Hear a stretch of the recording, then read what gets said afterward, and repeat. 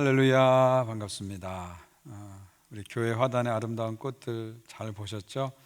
이제 우리가 이 꽃을 보면서 또 예배 드릴 수 있는 날이 곧 왔습니다.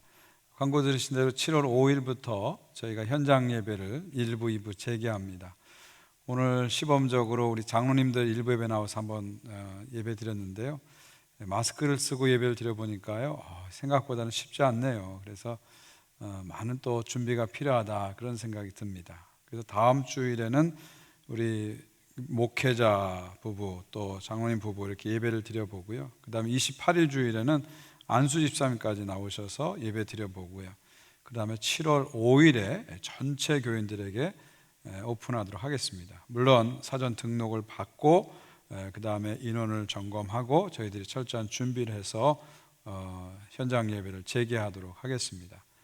빠른 복귀도 중요하지만 바른 복귀를 해야 된다, 그런 생각이 듭니다. 그래서 이제 교회 홈페이지를 통해서 기도편지를 통해서 여러 가지 지침들을 알려드릴 텐데요, 잘 보시고 하나하나 잘 따라서 우리가 안전하게 예배드릴 수 있는 그런 환경을 만들었으면 좋겠습니다. 가장 중요한 것은 우리 성도님 한 분 한 분의 안전과 건강이고요, 또 우리 교회가 또 지역사회에 또 좋은 영향을 줄 수 있는, 하나님의 영광을 가리지 않을 수 있도록 그렇게 잘 준비하는 것이 중요합니다. 많은 협조와 기도를 부탁드립니다. 오늘 비유는 선한 사마리아인의 비유입니다. 아주 유명한 비유죠. 너무나 잘 아는 유명한 비유입니다. 이 비유는 많은 사람에게 영향을 주었습니다. 우리 크리스찬들에게도 많은 영향을 줬죠. 그래서 이 비유 때문에 많은 크리스찬들이 봉사 현장으로 또 선교 현장으로 달려갔습니다. 이 비유는 크리스찬뿐만 아니라 세상에도 많은 영향을 줬습니다. 이 비유 때문에 많은 병원 사역이 일어났고요, 많은 자선 단체들이 생겨났습니다. 심지어 이 비유 때문에 선한 사마리안법, 굿 세메리탄 로라는 법이 한국에도 있고요, 캐나다도 있고요, 미국에도 있고요, 심지어 중국에도 이 법이 있습니다. 이 비유는 정말 세상을 바꾼 위대한 이야기다, 이렇게 볼 수가 있습니다. 여러분 어떻습니까? 여러분 이 비유를 통해서 얼마나 영향을 받으셨습니까? 이 선한 사마리아인 비유가 여러분의 믿음과 삶에 어떤 영향을 주셨나요? 저는 이번에 이 비유를 연구하고 공부하면서 한 가지 깨달은 것이 뭐냐면, 이 비유는 일종의 충격요법이다, 그런 생각이 들었어요. 샥 세라피다. 그냥 뭔가 샤크를 줘가지고 그 충격을 줘서 뭔가를 고쳐내는 충격요법이다, 그런 생각이 들었어요. 당시에 유대인들이 가지고 있는 아주 단단한 고정관념, 뿌리 깊은 어떤 편견, 선입견, 이런 것들을 예수님께서 강한 충격을 통해서 깨시기 위해서 던지신 비유다, 그런 생각을 가지게 됐습니다. 그것은 당시 사람들뿐만 아니라 오늘 우리도 마찬가지죠. 우리 안에 알게 모르게 편견과 선입견과 고정관념이 의외로 많습니다. 예수님께서는 이 비유를 통해서 우리의 그런 것들을 오늘 깨시기 원합니다. 오늘 우리가 마음을 활짝 열고 오늘 비유의 말씀을 듣고 우리 삶과 신앙에 많은 도전을 받았으면 좋겠다, 그런 생각이 듭니다. 자, 여러분, 오늘 이 비유는 예수님께서 그냥 하신 말씀이 아니고요, 한 율법 교사의 질문을 받고 대답으로서 하신 비유입니다. 한 율법 교사가 와서 질문하죠. 율법 교사는 다른 곳에서는 서기관이라고 합니다. 모세 율법을 전문적으로 연구하는 전문가다, 이렇게 볼 수 있죠.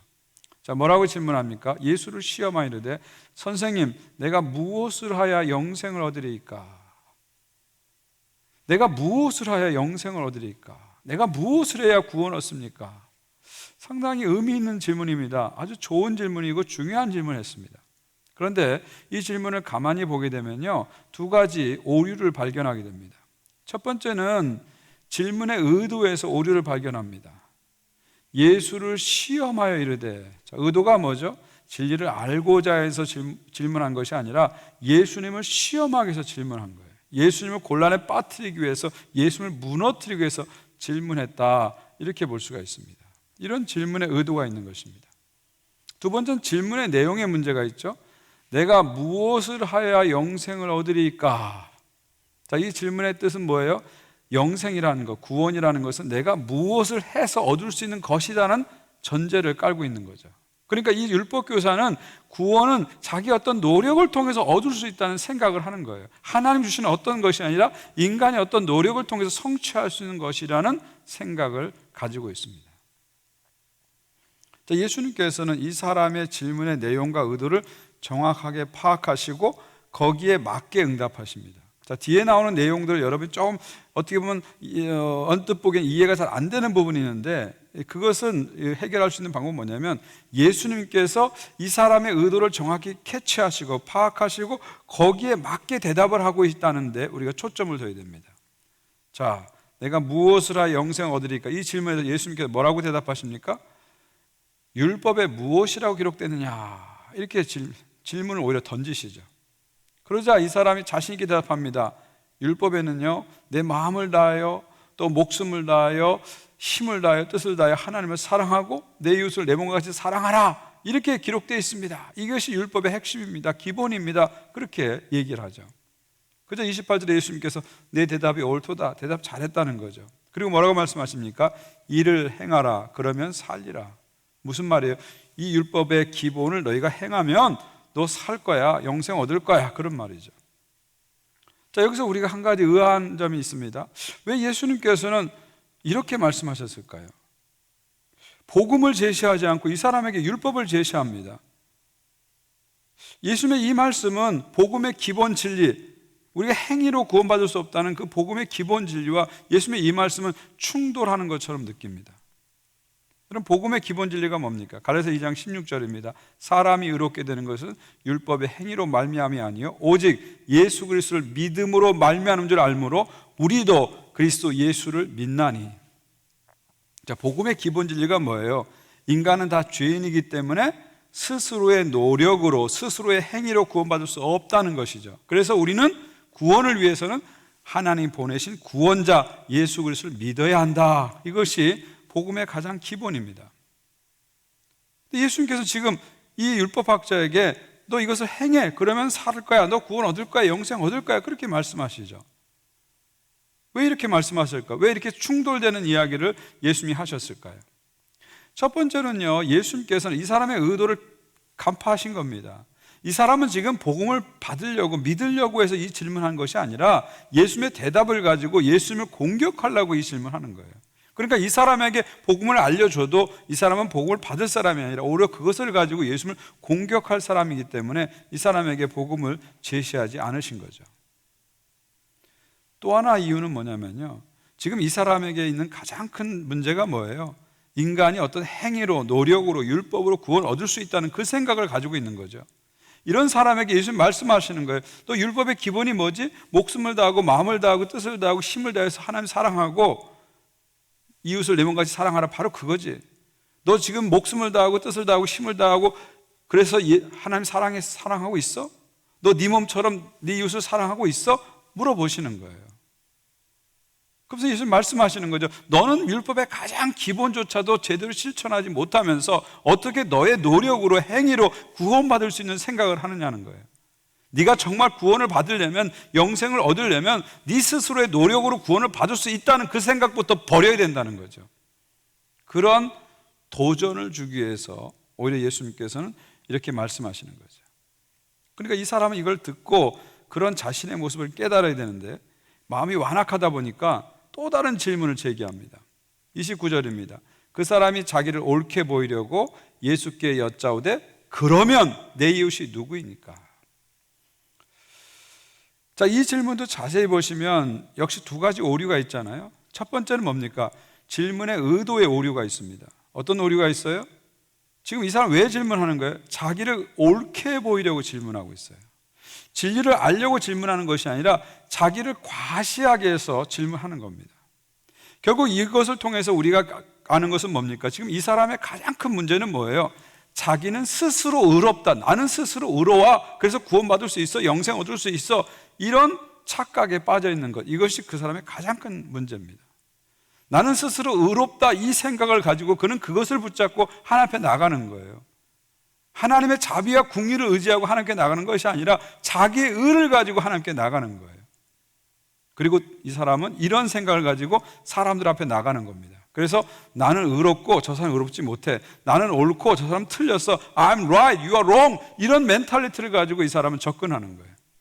그러다 보니까 사람들을 끊임없이 정죄하고 벽을 만드는 그런 일을 하게 되는 거죠. 두 번째 이 사람의 질문의 문제는 뭡니까? 내 이웃이 누구이니까. 질문의 내용에 문제가 있습니다. 내 이웃이 누구이니까. 이 질문은 뭐예요? 이웃의 범위를 정하는 거죠.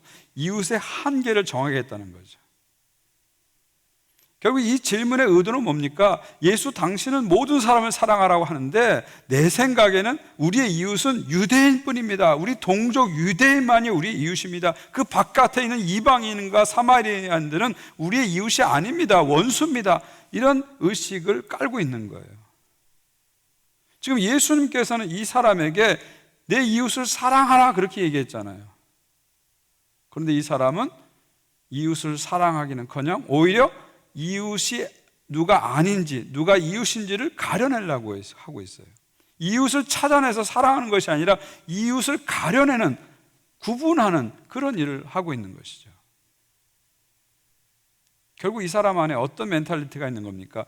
우리 아니면 그들, us, them 멘탈리티가 있는 거죠. 우리 아니면 그들, us, them 멘탈리티. 이게 뭡니까?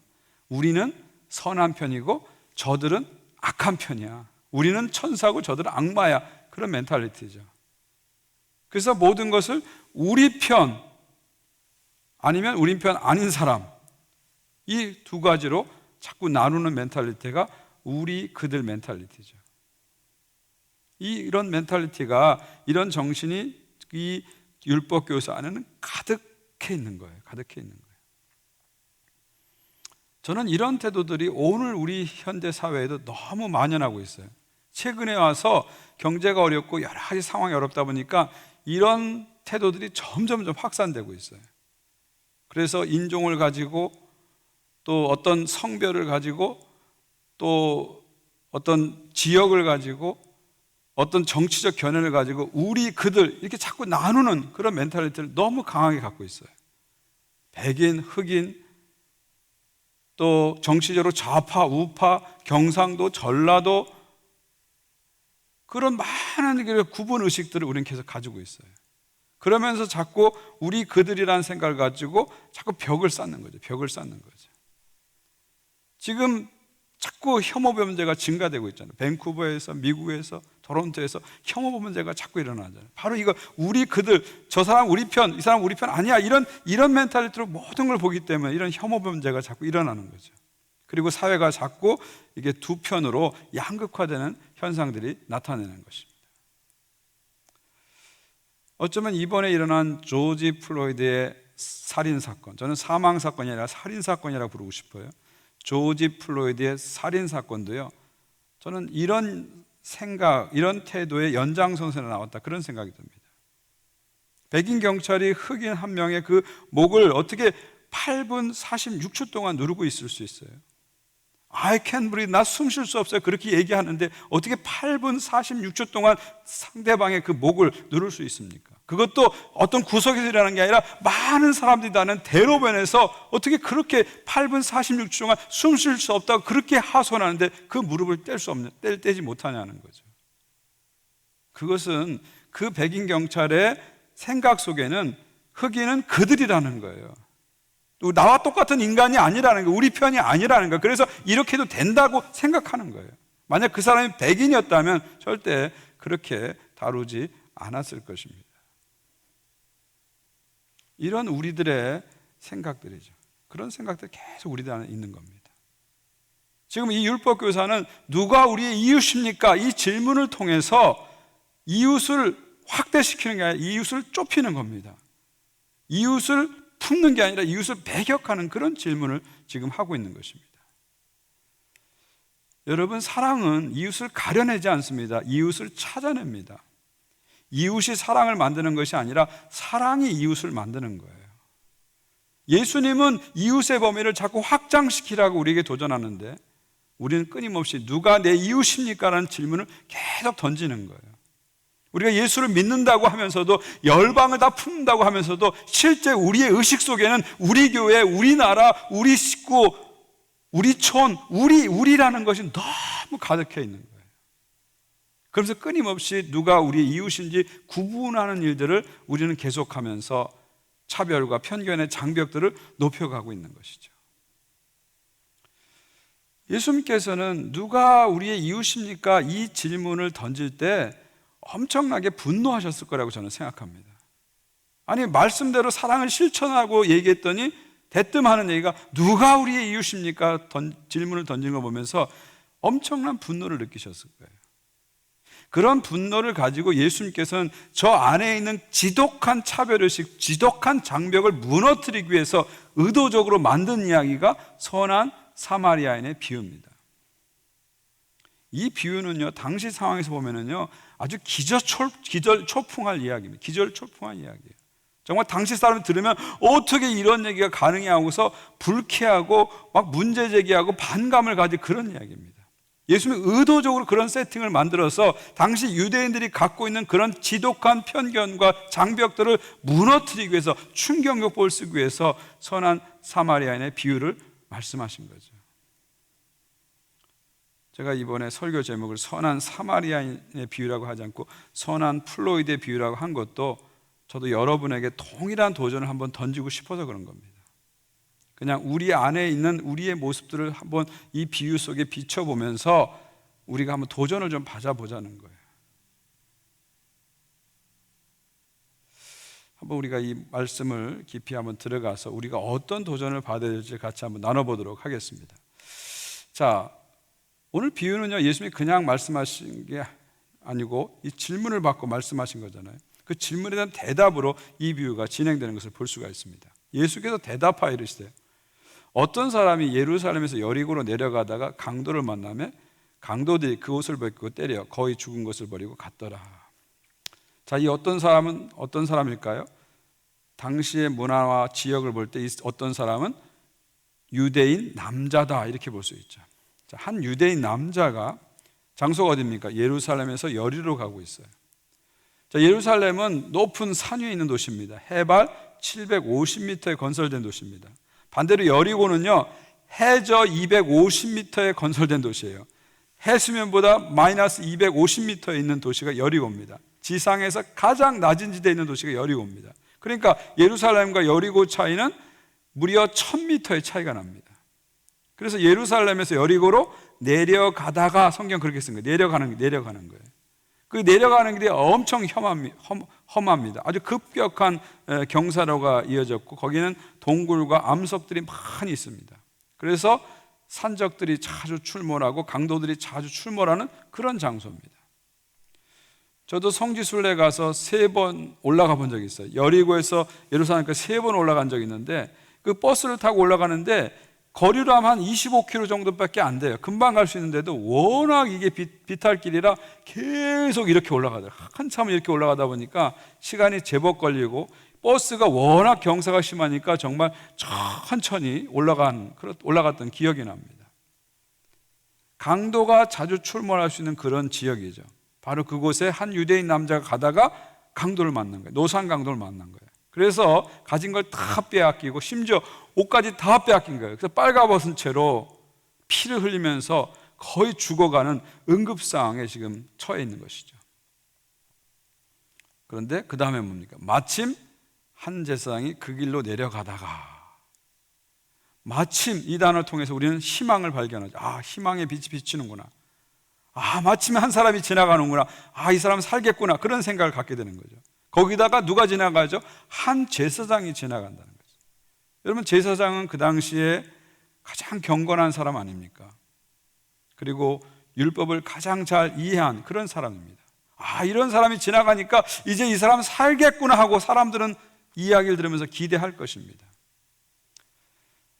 자, 이런 상황에서 율법은 뭐라고 얘기할까요? 이런 상황에서 율법은 어떻게 행동하라고 얘기할까요? 출애굽기 23장 4절 5절 보십시오. 내가 만일 내 원수의 길 잃은 소나 나귀를 보거든 반드시 그 사람에게로 돌릴지며 내가 만일 너를 미워하는 자의 나귀가 짐을 싣고 엎드려짐을 보거든 그것을 버려두지 말고 그것을 도와 그 짐을 부릴지니라. 자, 하나님 율법은 뭐라고 얘기합니까? 원수의 소나 나귀가 길을 잃어도 그냥 보지 말고 주인에게 돌려주라는 거예요. 내가 미워하는 사람의 나귀가 길바닥에 엎드려져 있어도 그냥 지나가지 말고 일으켜 주라는 거죠. 그러니까 짐승도 길가에 쓰러져 있으면 도와주라는 거예요. 그게 하나님의 율법의 정신입니다. 하물며 사람이 피 흘려 쓰러져 있으면 반드시 도와줘야 되죠. 자, 당시 사람들은 이런 율법을 잘 알고 있어요. 그래서 제사장은 율법을 잘 알기 때문에 저 사람 도와줄 거야 기대를 했어요. 근데 결과는 어떻게 됐습니까? 그 제사장은 그것을 보고 그냥 피하고 지나가 버렸어요.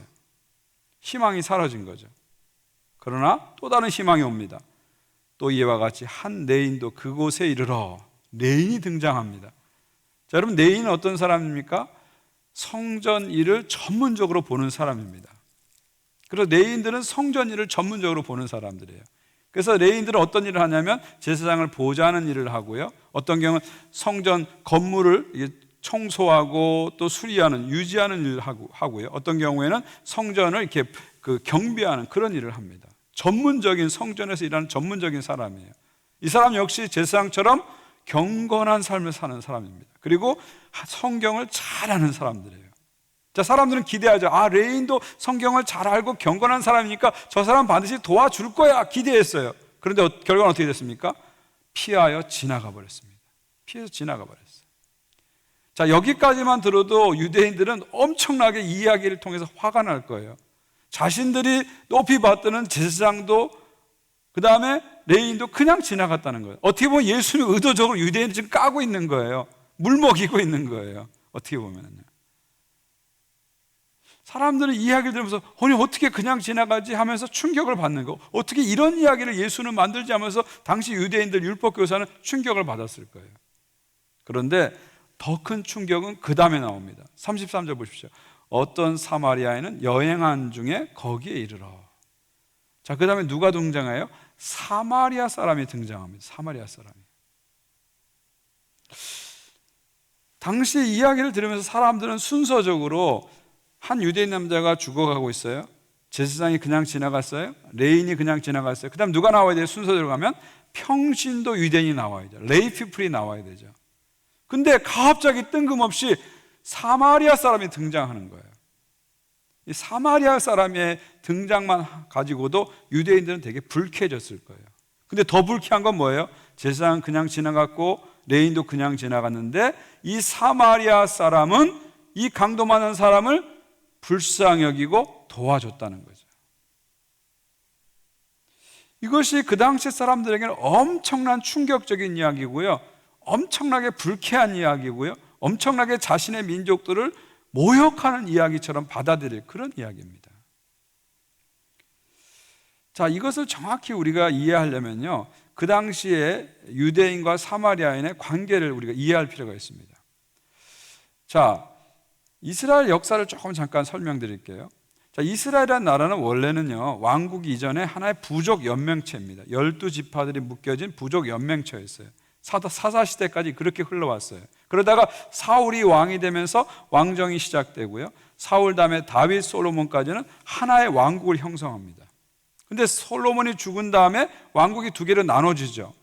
남쪽에서는 유다 지파와 베냐민 지파를 중심으로 해서 남유다라는 왕국이 세워지죠. 북쪽에서는 나머지 지파가 중심이 돼서 북이스라엘이라는 왕국이 세워집니다. 그러다가 BC 722년에 북이스라엘은 아수르에게 멸망당합니다. 아시리아 제국에게 멸망을 당합니다. 근데 아시리아 제국은 어떻게 합니까?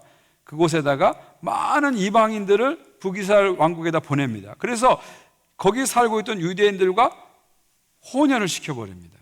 그래서 탄생한 민족이 사마리아인입니다. 그러니까 사마리아는 순수 유대인이 아니라 유대인과 다른 민족이 섞여서 만들어진 혼혈 족속이다, 이렇게 보시면 됩니다. 그 다음에 세월이 흘러서 BC 586년에 남유다도 바벨론에게 멸망을 당하죠. 근데 바벨론은 좀 다른 방식을 씁니다. 유대인 중에서 엘리트들을 자기 나라를 끌고 가요. 포로로 끌고 가요. 그래서 자기 제국을 봉사하게 만듭니다. 그때 끌려온 남유다 사람들을, 남유다 왕국의 사람들을 유대인이라고 부른 거예요. 다른 민족과 구별하기 위해서 유대인이라고 부른 거예요. 지금 우리가 Jewish people이라는 말이 바로 포로기 때 생긴 말입니다. 시간이 흘러서 바벨론 제국이 페르시아에게 망하죠. 근데 페르시아 제국은 상당히 유대인들에게 대해서 관대합니다. 그래서 페르시아 왕 고레스는 유대인들을 예루살렘으로 돌려보냅니다. 너희들 예루살렘 돌아가서 성벽도 재건하고 성전도 재건하고 나라를 다시 세우라고, 너희 종교를 마음껏 믿으라고 자유를 줍니다. 그래서 유대인들이 70년 만에 예루살렘에 돌아와서 성전을 재건하고 성벽을 재건합니다. 그때 누가 찾아오냐면 바로 이 사마리아인들이 예루살렘에 찾아옵니다. 자, 이 성전 재건하는 일 우리도 같이 하고 싶다, 우리가 한 동족이니까 같이 하고 싶다고 찾아옵니다. 그때 유대인들이 싸늘하게 거절합니다. 너희들은 여기에 낄 자격이 없어 하고 싸늘하게 거절하죠. 그러자 사마리아인들이 자신들을 거절한 유대인들에서 분노를 갖게 되죠. 그래서 페르시아 왕에게 투서를 써서 이 성전과 성벽 재건을 방해합니다. 그리고 군사적 행동을 통해서 계속 방해하죠. 바로 이때부터 유대인과 사마리아인은 철천지 원수가 되어버렸어요. 철천지 원수가 되어버렸어요. 그리고 이 원수 관계는 500년이 지난 예수님 당시에도 그대로 나타났습니다. 그래서 유대인들은 사마리아인을 사람 취급하지 않았어요. 절대로 사마리아인과 상종을 하지 않았습니다. 심지어 유대인들이 예루살렘에서 갈릴리로 가려면 중간에 사마리아를 통과해야 되는데 사마리아 땅조차 밟기 싫어가지고 저 동쪽 베레아 지방으로, 여기가 더 훨씬 멀고 험한데도 불구하고 저 동쪽으로 삥 돌아서, 우회로로 삥 돌아서 갈릴리로 갈 정도였습니다. 그만큼 서로 정말 완전히 적대감을 갖고 있는 그런 상태였습니다. 자, 이런 배경 속에서, 그 당시 이런 배경 속에서 예수님께서 한 사마리아인을 이 비유에 등장시키고, 그리고 이 사마리아인이 제사장과 레위인과 달리 강도 만난 남자 유대인을 도왔다는 이 사실, 이 이야기 자체가 유대인들에겐 아주 불편한 이야기입니다. 근데 예수님은 의도적으로 이런 세팅을 만들어 놓은 거예요. 그러면서 유대인들 안에 있는 의식을 깨고자 하는 겁니다. 어쩌면 신랄한 그들 안에 있는 어떤 사회적인 비판을 지금 하려고 의도적으로 이야기를 지금 하고 계신 거죠. 그 다음 보세요. 가까이 가서 사마리아는 어떻게 합니까? 그 강도 만난 이웃에게 기름을 바르고 포도주를 상처에 붓습니다. 이 기름은 진통제 역할을 하는 거고 포도주는 소독제 역할을 하죠. 그리고 자기 짐승에 나귀에 태워가지고 여관까지 데리고 옵니다.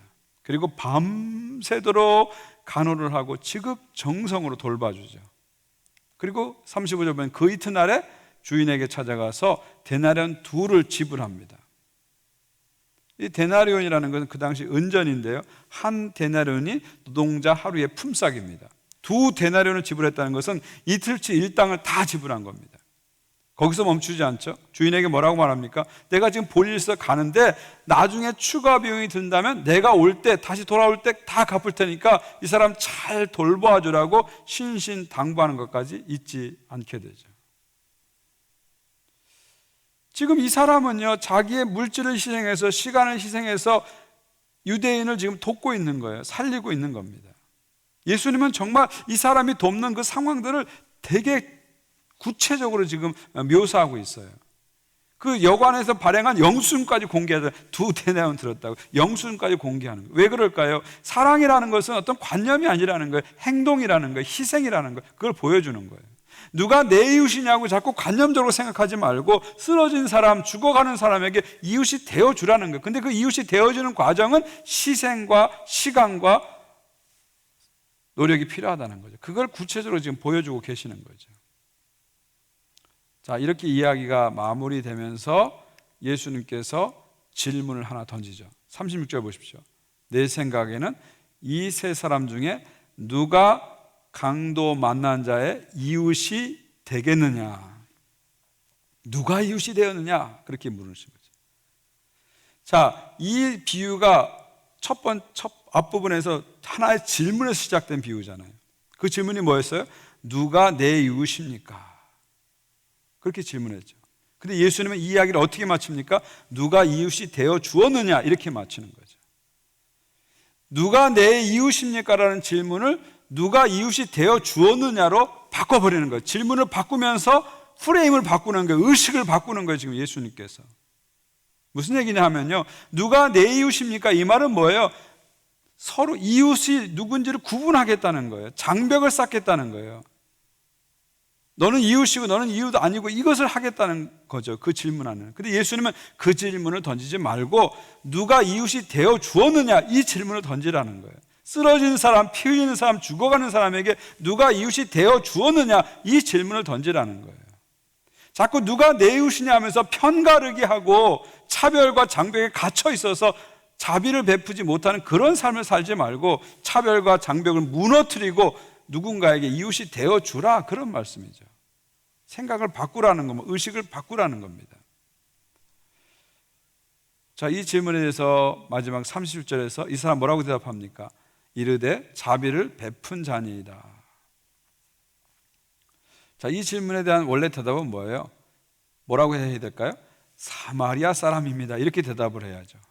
그러나 이 율법학자 유대인은 자기 입에서 사마리아라는 말조차 나가는 게 싫은 거예요. 예수님이 이런 충격적인 비유를 들었지만 그의 안에 있는 인종차별의식이 그대로 강하게 아직도 남아있는 거예요. 그래서 사마리아라는 말을 일부러 의도적으로 빼고 자비를 베푼 자입니다, 이렇게 대답을 하는 거죠.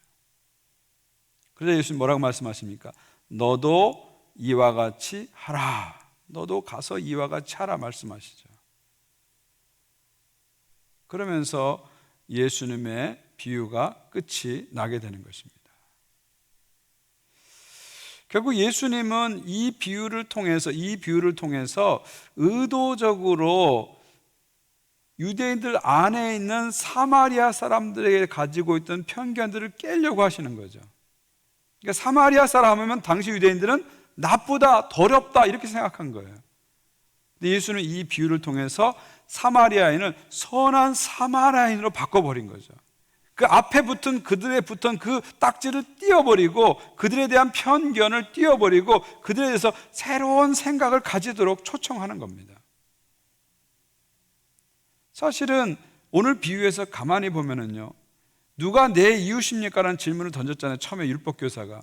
그렇다면 이 비유 안에서 보면은 이 피 흘리는 유대인에게 이웃은 누굽니까? 제사장과 레인이죠. 사마리아 사람은 이들의 이웃이 유대인들의 이웃이 전혀 아닙니다. 그런데 비유의 결과는 어떻게 됐어요? 이야기의 결과는 어떻게 됐어요? 진짜 이웃이라고 생각한 제사장과 레인은 그냥 도망가 버렸어요. 그런데 전혀 이웃이라고 생각하지 않은 사마리아인이 와서 이 사람을 살린 겁니다. 이것이 오늘 이야기 속에서 우리들에게 던지는 도전입니다. 이 사람은 내 이웃이고 이 사람은 내 이웃이 아니야, 이 사람은 내 편이고 저 사람은 내 편이 아니야, 이런 구분을 갖고 우리를 살아가는데 정말 그런 구분이 나를 살릴 수 있냐 하는 거예요.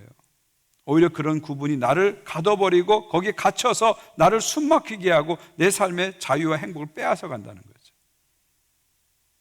오히려 마음을 활짝 열고 편견 없이 차별 없이 누군가에게 자비를 베푸는 삶, 이것이 진정한 하나님 원하시는 삶이고 이런 삶을 통해서 하나님 나라가 우리 가운데 이루어져 간다, 그런 말씀이죠. 예수님은 이 비유를 통해서 바로 사마리아인 앞에 있는 그런 딱지들을 띄려고 애쓰신 것입니다. 누가복음 17장에도 비슷한 얘기가 나오는데요, 10명의 문둥병자 예수님이 고친 이야기가 나옵니다. 그때 한 사람이 찾아서 감사하는데 그 사람이 누구라고요? 예수 발 앞에 엎드려 감사하니 그는 사마리아인이라. 그는 사마리아인이라. 의도적으로 그가 사마리아인인 것을 부각시키는 겁니다.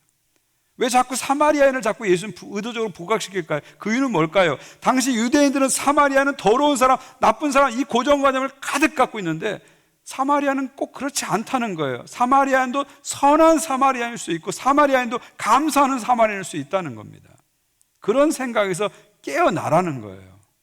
그런 편견에서 벗어나라는 거죠. 얼마나 예수님께서 이렇게 사마리아인을 사랑하고 옹호하고 포용하셨던지 당시 유대인들이 예수님을 이렇게까지 공격했습니다. 유대인들이 대답하이르되 우리가 너를 사마리아 사람이라 또는 귀신 들렸다 하는 말이 옳지 아니하냐. 사마리아인들 이렇게 편들다 보니까 예수님이 당신이 사마리아인으로 오해를 받고 핍박을 받은 거예요. 그럴 정도로 예수님은 유대인들 안에 있는 사마리아인에 대한 이 불신들을 깨버리려고 한 거죠. 그래서 의도적으로 사마리아 지역에 예수님은 다른 사람 통과하지 않는데 예수님이 일부러 통과해서 사마리아 여인을 만나고 그에게 구원을 선포하는 일들을 예수님은 적극적으로 하게 되는 것입니다. 그리고 제자들에게 사마리아를 통과하라, 사마리아를 잊지 말라, 사마리아를 품어라 말씀하시죠. 그래서 사도행전 1장 8절을 보십시오. 예수님께 승천하시어 주신 마지막 말씀인데 뭐라고 말씀합니까? 성령이 너에게 임하시면 너희가 권능을 받고 예루살렘과 온 유대와 사마리아와 땅끝까지로 내 증인되리라. 그냥 땅끝으로 바로 가는 것이 아니라 사마리아를 통과하라는 거예요. 사마리아를 품으라는 거예요. 사마리아를 품지 않고 땅끝으로 갈 수 없다는 것이죠. 끝까지 예수님은 사마리아를 생각하셨고 사마리아를 품으셨고 우리가 사마리아를 향해서 그들을 향해서 사랑으로 나가기를 원하셨다는 것입니다. 이것이 예수님의 중요한 의도라는 것이죠. 그러니까 오늘 비유에서 가장 중요한 핵심 뭐냐면 마지막 나타난 사람이 사마리아 사람이었다. 이것이 가장 중요한 포인트입니다. 그리고 이것을 통해서 이웃이라고 전혀 생각하지 않았던 원수라고 철천지 원수라고 생각했던 사람이 진짜 이웃이 되어주는 이 이야기를 통해서 우리가 저 사람 이웃이야 아니야 구분하는 이것이 얼마나 쓸데없는 일이고 얼마나 하나님 앞에 잘못된 것을 고발하시는 겁니다. 그리고 우리 모두가 편견과 차별의 벽을 허물고 누군가에게 이웃이 되어주라는 거죠. 피 흘리고 쓰러지고 죽어가는 사람에게 이웃이 되어져라. 이것이 하나님의 뜻이고 이런 사랑의 행동을 통해서 하나님 나라가 이 땅에 발현되고 실현되어가는 역사가 나타날 것이다. 그런 말씀이죠. 이런 예수님의 이 비유를요 미국 남부 흑인들의 버전으로 이렇게 바꿔봤습니다. 그 미국 남부 흑인들의 버전으로 쓴 이 커튼 패치 가스펠이라는 책에 나오는 이야기인데요. 거기에는 이 선한 사마리아 비유를 이렇게 바꿨습니다. 어떤 한 백인이 애틀란타에서 알바니까지 자동차 여행을 하고 있었습니다. 자, 한참 여행을 하다가 고속도로에서 노상 강도를 만납니다. 그래서 차도 빼앗기고 가진 걸 다 빼앗깁니다. 그리고 얻어맞아서 피를 철철 흘리고 있습니다. 그때 마침 고속도로에 백인 목사님이 차를 몰고 지나갑니다. 그러면서 피 흘리는 백인을 보고 잠깐 멈추는 듯 하더니 더 속도를 내고 지나가 버립니다. 조금 있다가 백인 성가대 지휘자가 지나갑니다. 역시 무슨 일인가 하고 잠깐 멈추는 듯 하더니 피 흘리는 백인을 보고 오히려 확 악셀을 받고 지나가 버립니다. 시간이 지나서요 한 흑인 평신도가 자동차를 몰고 지나갑니다. 피 흘리는 그 백인을 보게 되죠. 그런데 이 흑인은 차를 멈춥니다. 그리고 가서 그 사람을 돌봐줍니다. 상처를 닦아줍니다. 그리고 이 사람을 안아가지고 자기 자동차에 채워가지고 알바니에 있는 병원까지 갑니다. 그리고 병원에 그를 입원시킵니다. 그리고 밤새도록 이 사람을 간호합니다. 그리고 병원비를 다 지불합니다. 그리고 간호원에게 혹시 비용이 더 들면 내가 나중에 다 갚을 테니까 여기로 전화해달라고 전화번호까지 남기고 떠나갑니다. 이것이 이 미국 남부 흑인들이 만든 버전의 사마리아인, 새로운 사마리아인 비유입니다. 결국 미국 남부의 흑인들은 이 이야기를 단순히 자비를 실천하라 그런 이야기로 받아들이지 않았다는 거예요. 이 이야기는 유대인과 사마리아인 사이의 해묵은 인종적인 갈등, 이것을 배경으로 하고 예수님이 말씀하셨다고 그들은 파악한 거죠. 그리고 이 이야기는 자신들이 겪고 있는 백인과 흑인의 갈등, 흑백 갈등 속에 연결되고 지금도 계속되는 이야기라는 것을 그들은 파악한 것입니다. 저는 이 이야기의 힌트를 얻어서 이것을 북미 한인 버전의 비유를 한번 바꿔봤어요. 선한 사마리아인 비유를 우리 북미 한인의 버전으로 좀 바꿔봤습니다. 그래서 이름을 붙이기를 선한 플로이드의 비유라고 저는 이름을 붙여봤어요. 자, 북미 한 도시입니다. 뉴욕쯤이라고 합시다. 뉴욕의 한 도시에 한 흑인이 식당 앞을 서성이다가 갑자기 백인 경찰에게 체포됩니다. 그리고 땅에 쓰러뜨려지죠. 그 백인 경찰은 그 흑인의 목을 무릎으로 누릅니다. 그때 이 흑인은 외치죠. I can't breathe. 나 숨 쉴 수 없어요. 외칩니다. 그러나 이 백인 경찰은 무표정한 얼굴로 계속해서 무릎으로 그의 목을 누릅니다. 그때 마침 백인 목사님 한 분이 지나갑니다. 지나가면서 I can't breathe, 나 숨 쉴 수 없어요, 그 소리를 듣습니다. 그러나 그 백인 목사님 속으로 이렇게 생각합니다. 저 흑인이 뭔가 살인이나 강도 같은 큰 범죄를 저질렀구만. 저 흑인들은 참 위험한 인종들이야. 그러면서 지나가 버립니다. 시간이 지나서 한 한인교회 장로님이 그 옆을 지나갑니다. 역시 그 장로님도 I can't breathe, 나 숨 쉴 수 없어요, 그 소리를 듣게 됩니다. 그러나 그 소리를 듣고 이 장로님은 생각합니다. 저 흑인, 우리 가게 오는 그 흑인 애들처럼 아이고 문제가 많은 놈들이야. 숨을 쉴 수 없다고 도망가려고 별 거짓말을 다 하네. 그렇게 생각하고 지나가 버립니다. 그리고 상황은 계속됩니다. 그때 마침 한 흑인 소년이 거기를 지나가게 됩니다. 그리고 숨을 쉴 수 없다는 흑인의 그 소리를 듣고 이 소년은 용기를 내서 백인 경찰에게 달려들게 되죠. 그러자 다른 백인 경찰이 와서 이 소년을 역시 쓰러뜨리고 무릎으로 목을 누릅니다. 이 소년의 입에서도 I can't breathe, 나 숨 쉴 수 없어요 하는 소리가 계속 들리죠. 그리고 또 다른 백인 목사님이 지나가 버립니다. 그리고 한인 장로님이 지나가 버립니다. 계속 그렇게 거리의 풍경은 바뀌지 않고 있습니다. 이것이 제가 한번 만들어 본 선한 사마리아 비유, 북미 한인 버전의 선한 사마리아 비유입니다. 여러분 들으시면서 어떤 느낌을 받으셨어요? 좀 불쾌하셨나요? 예, 불쾌하실 수 있습니다. 예수님께서 선한 사마리아 비유를 얘기할 때 유대인들이 불쾌했던 것처럼 이 이야기를 들으면서 아마 여러분들은 불쾌하실 수 있었을 겁니다.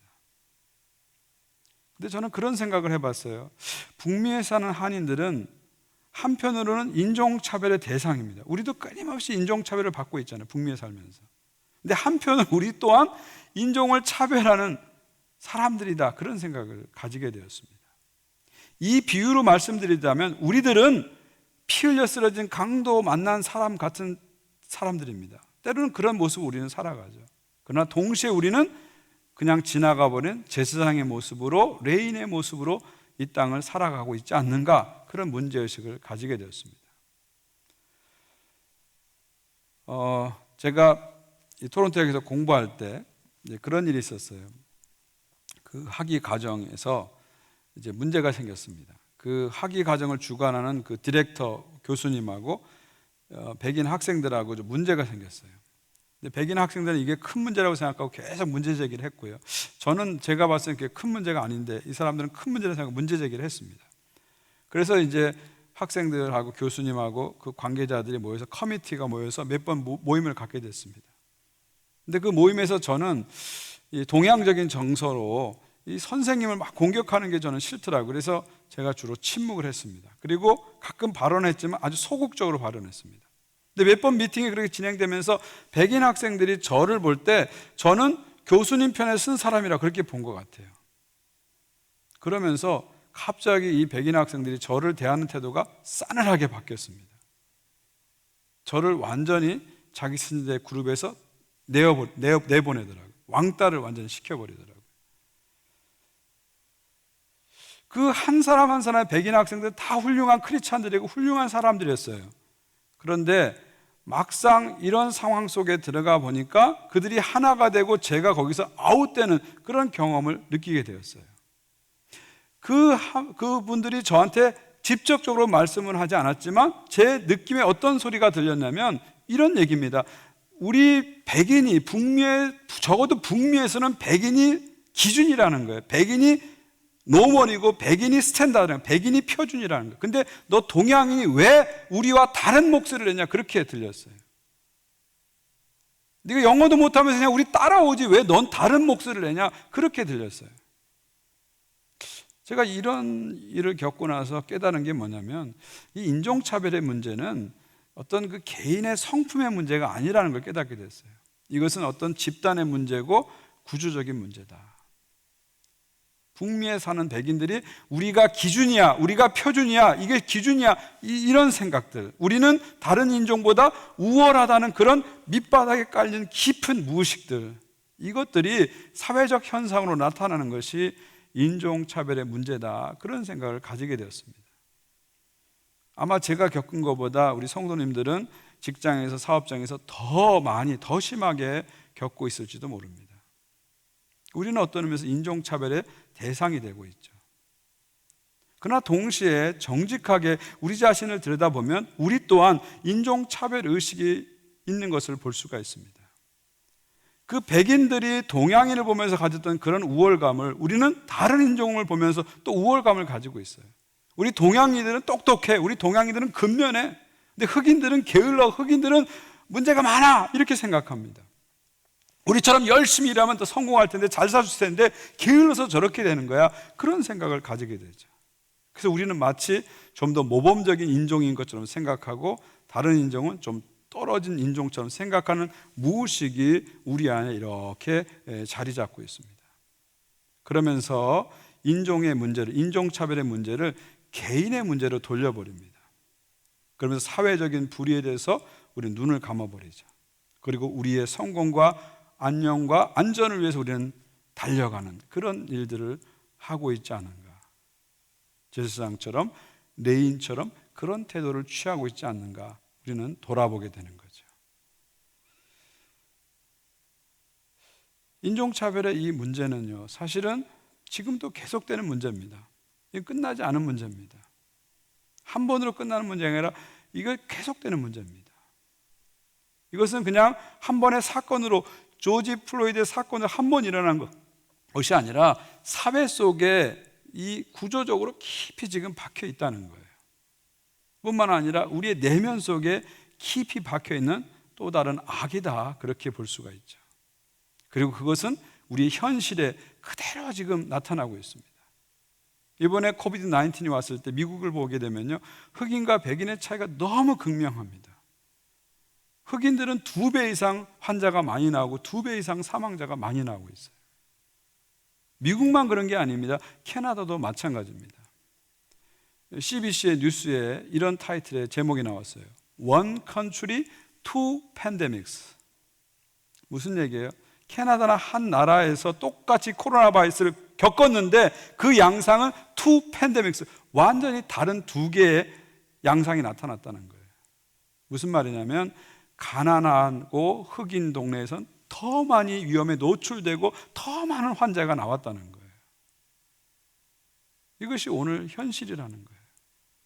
이것이 우리가 직면하기 싫은 불편한 현실이라는 거죠. 예수님께서는 이러한 불편한 현실에 우리가 직면하길 원합니다. 이런 불편한 현실에 우리가 외면하고 도망가길 원치 않고 직면하길 원합니다. 그래서 이러한 현재 상황 속에서도 정말 내가 누군가에게 어떤 이웃이 되어졌는가, 누가 내 이웃인가, 이런 구분과 차별을 계속하는 그런 멘탈리티를 버려버리고, 그런 생각을 버려버리고, 내가 누군가에게 어떤 이웃이 되어졌는가, 나는 누구에게 이웃이 되어졌는가를 끊임없이 질문하라고 말씀하시죠. 그래서 우리보다 어려운 사람, 지금 이 상황에서 피 흘려 쓰러져 있는 사람, 죽어가는 사람들에게 손을 내밀라는 것입니다. 우리보다 더 많은 위험에 노출되어 있는 저 제인 앤 핀치의 흑인 형제 자매들에게 관심을 가지고 우리 한인들이 도와주라는 것이죠. 이것이 오늘 선한 사마리아 비유를 통해서 우리가 받아야 할 도전이다, 그런 생각을 가지게 됩니다. 누가 나의 이웃입니까? 이 질문을 우리는 자꾸 떨쳐버려야 됩니다. 누가 나의 이웃입니까? 하면서 이웃을 구분하고 이웃을 속아내고 이웃을 가려내는 일을 더 이상 우리는 하지 말아야 됩니다. 우리 안에 뿌리 깊게 잡혀 있는 그런 차별과 차별의 의식들, 편견과 선입견의 장벽들을 우리는 자꾸 무너뜨려야 됩니다. 그리고 질문을 바꿔야 되죠. 누가 이웃이 되어 주었는가? 나는 피 흘려 죽어가는 사람들에게, 쓰러져 있는 사람들에게 이웃이 되어 주었는가?